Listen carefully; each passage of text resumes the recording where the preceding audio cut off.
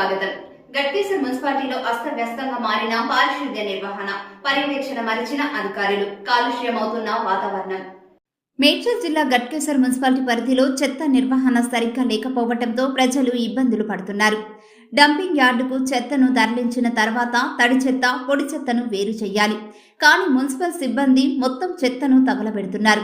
దీంతో పరిసరాలన్నీ పొగతో నిండి స్థానికులకు ఊపిరాడడం లేదు. ప్రజలు తీవ్రంగా ఇబ్బంది పడుతున్నా అధికారులు పట్టించుకోవడం లేదు.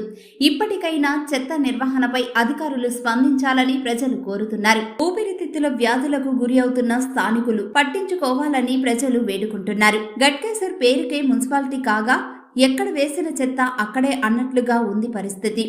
ఇరుకైన రోడ్లు, డ్రైనేజీల తవ్వకాలతో కంపు కొడుతున్న కాలనీలు, ఆకాశంలోని మబ్బులన్నీ నేలను తాకినట్లుగా పొగలు చిమ్ముతున్నాయి.